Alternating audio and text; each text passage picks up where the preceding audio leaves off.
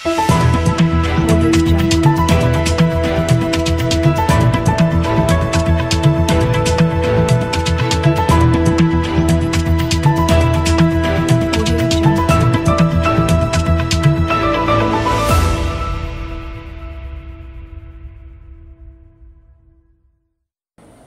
sore pemirsa, dan apa kabar?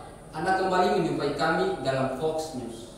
Edisi Senin 16 Desember 2024, sejumlah informasi telah kami sediakan untuk Anda. Berikut dua cuplikan berita utama kita hari ini.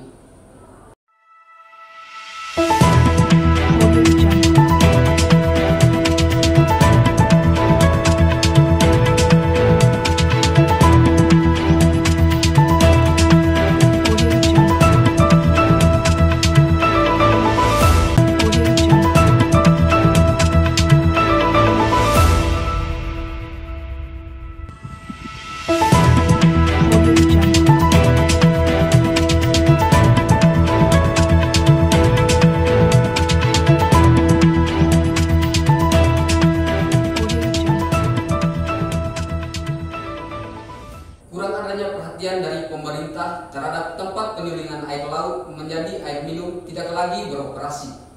Hal ini mengakibatkan kemacetan dalam proses produksi dan ekonomi. Fasilitas penyulingan air laut di Kelapa Lima, Kelurahan OS Sapa, Kota Kupang, Nusa Tenggara Timur telah berdiri selama lebih dari 1 tahun.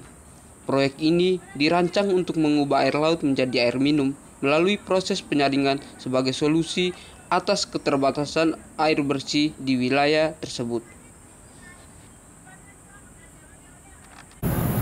Ya, baik, selamat sore pemirsa. Saat sekarang saya sedang berada di lokasi tempat penyulingan air laut menjadi air minum yang terletak di Kelapa Lima, Kelurahan Osapa, Kota Kupang, Nusa Tenggara Timur. Dan di mana tempat ini adalah salah satu tempat penyulingan air laut yang sudah berdiri lebih dari 1 tahun namun tidak pernah digunakan karena kurangnya rasa percaya dari masyarakat terhadap air minum yang bersumber dari laut. Kira-kira apa yang menjadi penyebab utama dihentikannya operasional tempat penyulingan air laut menjadi air minum?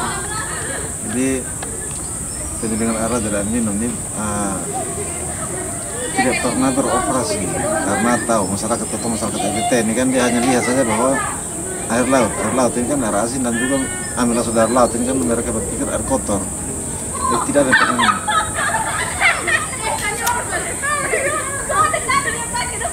Mungkin ada kendala teknis yang melakukan proses penyulingan air laut? Tidak ada. Terus bagaimana kondisi fasilitas penyulingan air ini laut sebelumnya dengan yang sekarang yang tidak beroperasi? Itu yang saya bilang tadi, tidak pernah beroperasi karena tidak ada yang minum.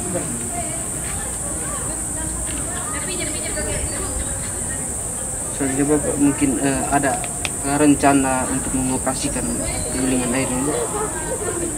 Jadi selama ini mesin ini hidup, jadi kalau ada yang mau gunakan saya bisa kasih hidup, tapi itulah tidak ada yang mau konsumsi karena mereka berpikir ini air laut.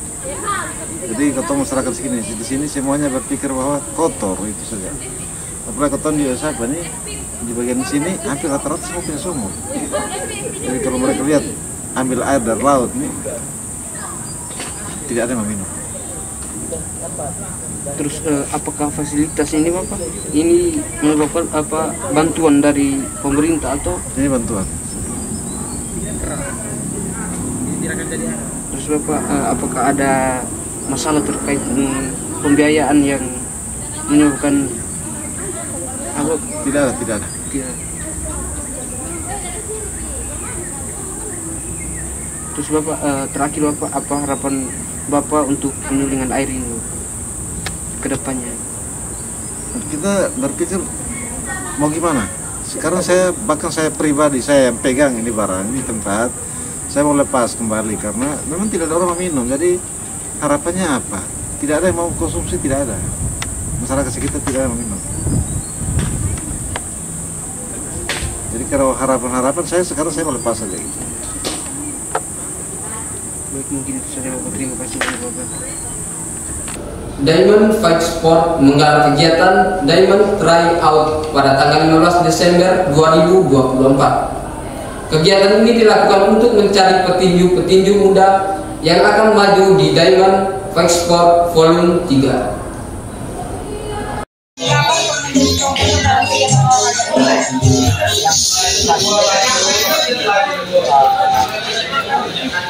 Anak-anak itu Indonesia ini banyak yang berpotensi di bidang tinju, tapi kurang jam terbang. Makanya kita buat kegiatan, buat event, biar kita bisa cari duit entertainment dari Kota Kupang juga, biar kita bisa up dong lebih tinggi lagi, kita bisa ngasih makan. Menurut kakak apa kualitas penting yang harus dimiliki seorang petinju? Kualitas terpenting itu yang kita bisa itu disiplin waktu, disiplin dia, terus konsisten. Saran apa yang kakak berikan kepada petinju muda yang akan memulai karir dalam olahraga? Saran di saat lu memulai pada susah, tapi harus jalan dulu, jalan terus, disiplin. Nanti lu ketemu bisa naik. Terakhir, bagaimana persiapan untuk mendukung kegiatan olahraga ini dari awal sampai dengan hari ini? Persiapan tuh beta kan terima kasih dulu beta punya tim, beta sama kerja beta kerja dengan tim, ada tim Diamond. Nah kita tuh persiapan Penumpukan sampah di Pasar Oesapa, Kecamatan Kelapa Lima, Kota Kupang, kian hari kian meresahkan. Penumpukan sampah datang dari beberapa kelurahan dan desa yang berada di lingkup Kecamatan Kelapa Lima. Hal ini pastinya dapat memicu keresahan warga sekitar pasar dan para pedagang yang berjuang di Pasar Oesapa. Berikut liputan untuk Anda. Penumpukan sampah di sekitar Pasar Oesapa berpotensi mengganggu kenyamanan masyarakat dalam beraktivitas. Diketahui penumpukan ini sudah terjadi selama 2 minggu dan belum ada tindak lanjut dari pemerintah untuk melakukan pengangkutan sampah maupun pembersihan lingkungan. Berdasarkan keterangan dari Ketua RW, penumpukan sampah ini bukan hanya bersumber dari masyarakat sekitar Oesapa, tapi juga dari beberapa kelurahan lainnya di sekitar Oesapa. Terima kasih Abdul. Selamat siang pemirsa. Kembali lagi bersama saya Charlie Beru. Sekarang saya berada di wilayah Oesapa Induk, khususnya di sekitaran Pasar Oesapa. Jadi seperti yang pemirsa lihat di belakang saya, terjadi penumpukan sampah di sekitar Pasar Oesapa.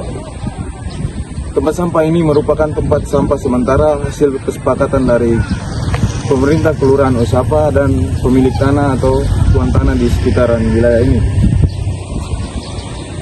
Berdasarkan hasil kesepakatan itu juga bersama Dinas Kementerian Kesehatan dan juga Pekerjaan Umum, pembuangan sampah ini atau pengangkutan sampah ini dilakukan sebanyak 2 kali dalam sehari. Namun dalam beberapa minggu terakhir, tempat sampah ini tidak diangkut sama sekali dan terjadi penumpukan selama 2 minggu. Tentunya hal ini diperparah dengan musim hujan, curah hujan yang tinggi dan sangat berdampak pada kesehatan masyarakat.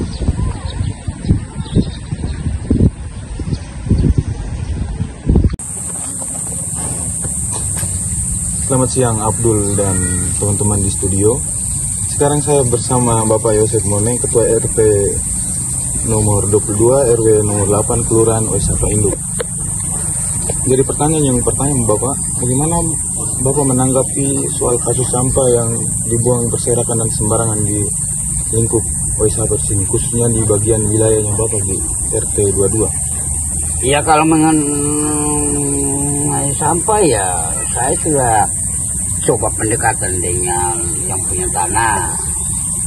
Saya tekankan dia bilang ini kan sudah sepakat dengan pemerintah kelurahan Oesapa bahwa untuk sementara ini sampah dibuang ditaruh di situ. Jadi sampah itu bukan sampahnya masyarakat RT 22 bukan. Itu sampah itu kebanyakan sampah pasar. Dari pasar, dari Rosiana, dari SS, dan Kui semua buang di situ. Gitu. Dan juga cara pengambilannya juga tuh kan, kok sampah begitu sudah tampung begitu banyak kok per hari hanya 1 kali ambil. Nah hari ini kalau dia ambil 1 kali ambil, dia pergi kan datang lagi orang buang tambah, akhirnya tercapai sudah sampah di situ. Sebelumnya pernah ada kesepakatan untuk zonasi waktu tertentu yang mungkin zonasi wilayah yang boleh buang sampah di sini kira-kira dari Pulang. Pertanyaan lanjutannya begini Bapak, apakah pernah ada kesepakatan yang diciptakan oleh masyarakat dengan pemerintah bahwa hanya ada untuk masyarakat sendiri seperti siapa yang boleh buang sampah di situ? Atau cuma lingkup pasar saja atau RW tertentu? Ya kalau masalah sampah kan lingkup pasar, tetapi menurut saya penglihatan secara langsung di mana tempat sampah di situ semua buang. Oleh karena begini, kekurangannya pemerintah kelurahan itu ditaruh tempat sampah di situ, tapi tidak pernah memasang orang yang mengatur, sehingga orang yang datang buang itu yang sebenarnya harus dilihat KTP-nya, orangnya asal dari mana, apakah keluaran Oesapa atau keluaran Oesana atau Penpui. Nah, itu kan kejelasan. Tapi kalau tidak begitu semua buang saja di situ, makanya sampah berkumpul. Seperti yang kita tahu sekarang Bapak sudah mulai masuk musim hujan. Iya. Mungkin akan terjadi penyumbatan dan pelapisan sampah-sampah gitu Bapak. Itu tentu sangat berdampak pada sanitasi masyarakat, kesehatan masyarakat. Ya sangat sekali. Kira-kira tanggapan Bapak terhadap ini seperti apa? Ya kalau tanggapan saya ya lebih proaktif lagi ke tingkat pemerintah harus untuk memperhatikan kembali sampah ini, karena dampaknya kan penyakit untuk masyarakat kehidupan luar. Kira-kira harapan Bapak untuk pemerintahan kelurahan mungkin juga tingkat yang lebih tinggi, kabupaten, seperti apa ke depannya untuk menanggulangi sampah seperti ini? Harapan saya itu dibenahi lagi lebih baik. Begitu, karena masih ada kekurangan banyak. Ya kan? Ya. Karena armada yang datang mengambil sampah dari dinas kebersihan itu kan. Terus itu pegawai yang honor-honor di dinas kebersihan itu bukan orang kok. Itu juga paling tidak 4 orang. Jadi datang orang angkat habis mengelas dalam auto supigi sudah kembali lagi. Karena hari Sabtu kan kota kan Sone kantor. Itu kesempatan juga orang buang hari Sabtu Minggu. Artinya lama-lama kelemahan, tambah banyak ya. Sampai terbangan sampai dalam danau segala macam. Itu kan sampah dari situ. Tingkat kemiskinan di Kota Kupang kian hari kian meningkat. Hal ini disebabkan oleh kurangnya lapangan pekerjaan dan jumlah penduduk makin bertambah. Tingkat pertumbuhan penduduk yang tinggi dan keterbatasan lapangan pekerjaan menyebabkan banyak masyarakat memilih bekerja sebagai pemulung. Salah satu komunitas pemulung yang masih mempertahankan eksistensinya hingga saat ini ialah komunitas pemulung Aku Ada. Berdasarkan pengakuan dari narasumber, komunitas ini sudah didirikan sejak 2007 dan masih bertahan hingga saat ini.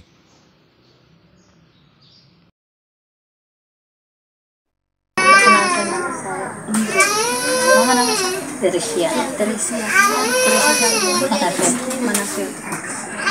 Jadi di sini saya bertanya, sedikit pertanyaan di sini. Mama tinggal di sini dari kapan? Kalau kan tinggal di sini dari 2016. Kalau sejak awal tinggal di sini dari 2007 sampai di bawah. Naik kegusuran di bawah baru naik ke sini baru betul.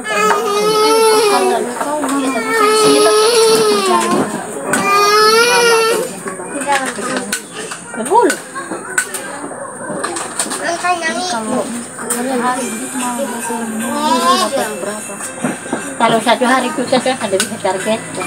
Kalau di sini 23 kakak. Jadi kalau misalnya 23 kakak keluar dalam satu waktu, dalam kecil-kecil dapat sampai 1.000 dari itu. Kan satu orang satu botol. Nah kalau bak sampai sekarang ini kecil buat setengah mati. Iya, sedikit penghasilan.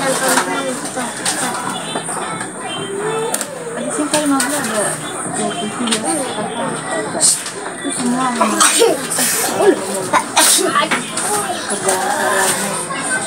yang 3 kakak itu sampai mulu kalau soalnya yang lain pegawai apa honor itu kalau bapak ketua dia di kantor luar, kalau yang satu dia di kerja makanya dia lain dia bos pak kerja bantu-bantu apa kita ini kira-kira ini masuk kelurahan mana? pakai pajak Senada pasti banyak sih. masih banyak Mungkin dari saya itu saya yang mau ditanyakan terima kasih banyak.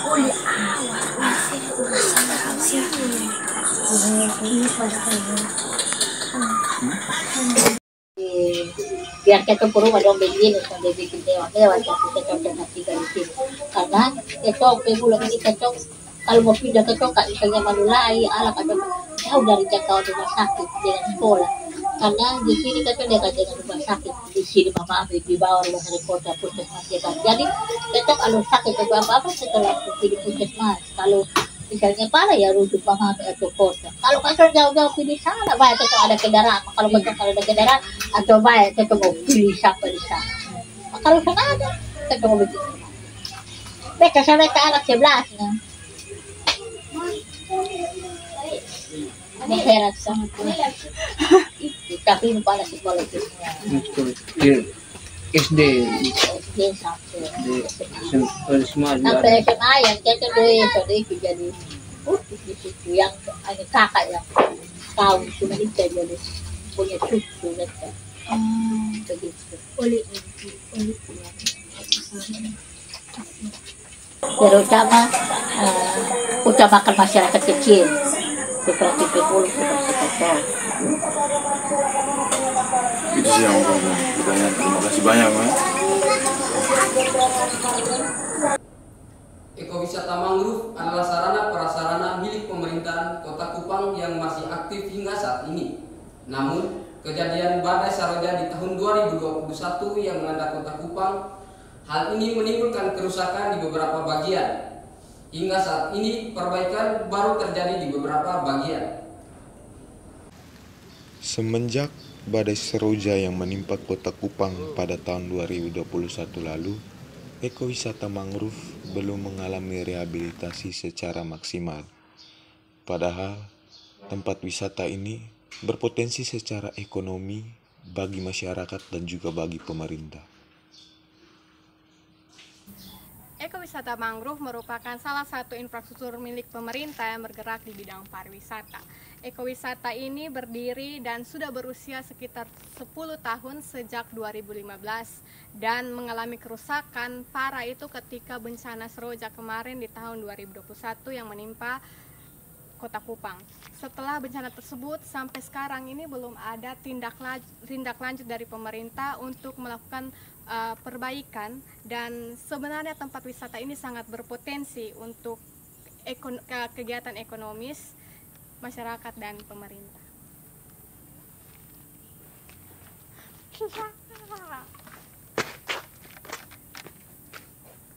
Selamat sore. Selamat sore. Perkenalkan saya April, saya dari Unika. Mungkin saya akan bertanya sedikit terkait dengan ekowisata mangrove.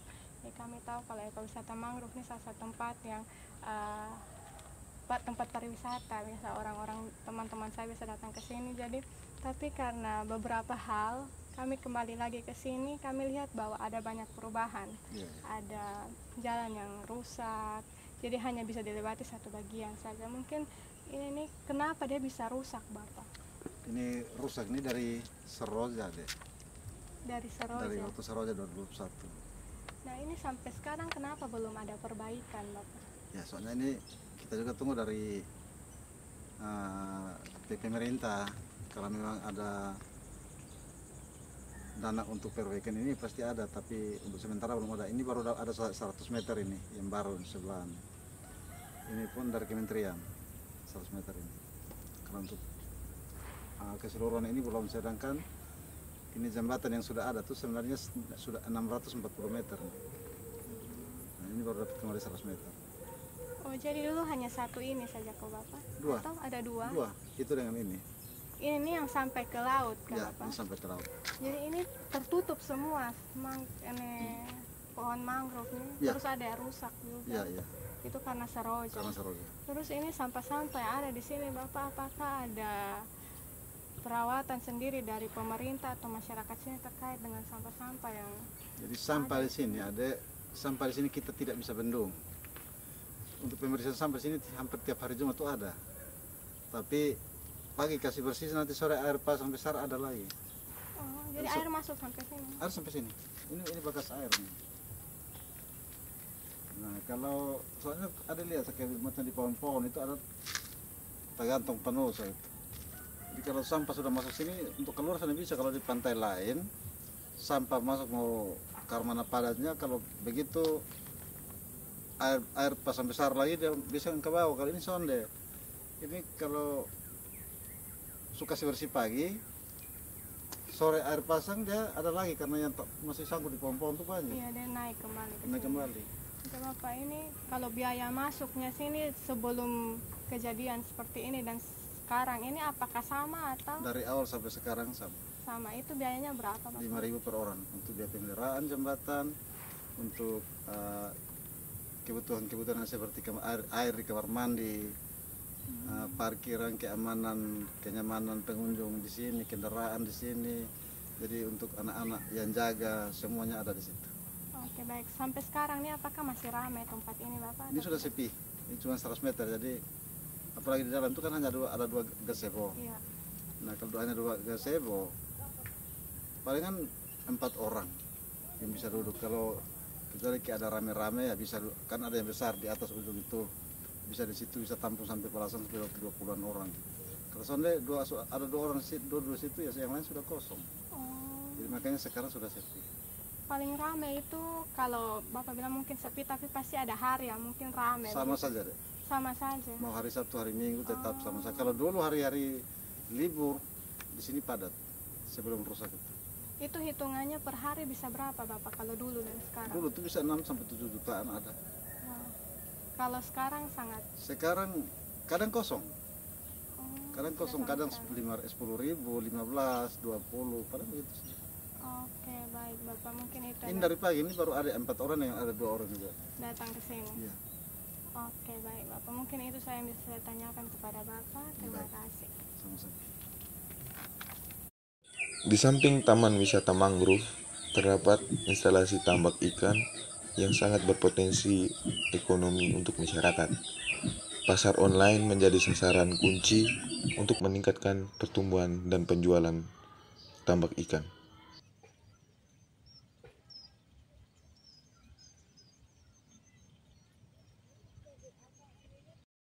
Oke baik, terima kasih pemirsa. Saat sekarang saya sudah berada di lokasi tambak ikan yang berada di Kelapa Lima, Kota Kupang, Nusa Tenggara Timur. Seperti pemirsa bisa lihat di belakang saya. Dan tambak ikan di sini biasanya terjadi ketika ada pesanan dari luar. Dan tambak ikan ini hanya menampung beberapa jenis ikan seperti bandeng dan tuna. Dari tambak ikan ini sangat berpengaruh terhadap proses produksi dan perekonomian di Kelapa Lima, Kota Kupang, Nusa Tenggara Timur. Baik, terima kasih Kak. Kira-kira di sini Kakak, jenis ikan apa yang untuk memiliki nilai ekonomi yang lebih tinggi di tambak ini? Kalau untuk sekarang tambak ini ikan yang tinggi yang saya pasarkan ikan bandeng. Kira-kira cara pemasarannya itu seperti apa? Kalau kan biasa kan di sini pemasaran sistem online. Kita kalau terbang jauh ke pasar-pasar lokal atau bersama dengan pasar lokal. Sementara masih sistem online. Dan rencananya mau kembangkan lebih tinggi lagi. Kira bagaimana mengelola biaya operasional tambak agar tetap efisien namun menguntungkan gitu? Ayo kembali yang kita ambil tambak itu supaya menghasilkan nilai ekonomi yang tinggi. Kita dibuka menjadi bahan produksi seperti ikan asap atau ikan segar. Kita sendiri pernah jual dalam bentuk manta. Kita olah dia dalam bentuk produk asap, lalu kita bisa pasarkan secara online.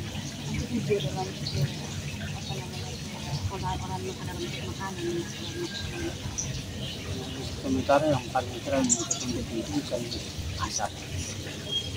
Kira-kira kakak tambak ikan di sini Seperti apa kakak? Seperti itu berwisata begitu. Untuk sementara kan yang di dalam tambak itu sistem tertutup kan, sembarang masyarakat bisa masuk karena selain ada ikan di tambak kan masih ada begitu. Tapi kalau untuk masyarakat sekedar lewat untuk lihat-lihat atau jalan ke laut itu masih dilakukan. Tapi untuk keliling di arena tambak tidak bisa. Intinya untuk tempat wisata tidak bisa. Terus kira-kira apakah ada rencana untuk meningkatkan skala produksi tambak ikan ini? Untuk meningkatkan skala produksi untuk sementara ada rencana. Rencananya selain bermain di pasar lokal, kita juga kan bermain dengan ekspor. Tapi sementara kan kita masih kegiatan di punya bini-bini Bandung. Jadi sambil budidaya Bandung sambil kita masih cari pasar. Mungkin itu saja kalau di pasar. Bukan seperti olahraga pada umumnya yang memiliki banyak peminat, sepatu roda menjadi salah satu olahraga yang tergolong langka. Berikut adalah hal-hal yang ingin kamu ketahui tentang olahraga sepatu roda. Bukan seperti olahraga pada umumnya, sepatu roda masih minim peminat di Kota Kupang. Berdasarkan pengakuan coach atau pelatih sepatu roda, peminat yang kurang bukan menjadi tantangan dan halangan untuk tidak memperkenalkan sepatu roda untuk masyarakat Kota Kupang.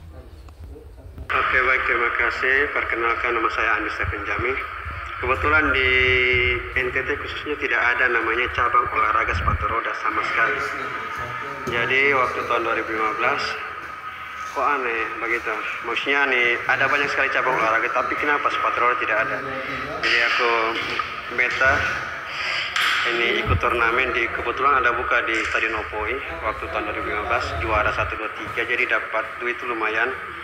Jadi langsung terbang ke Bandung, ambil sertifikasi pelatih nasional.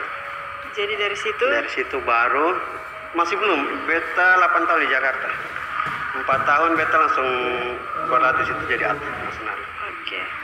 Bagaimana persiapan, maksudnya persiapannya sejak kapan dan bagaimana persiapan untuk mengikuti PON tahun 2028 mendatang?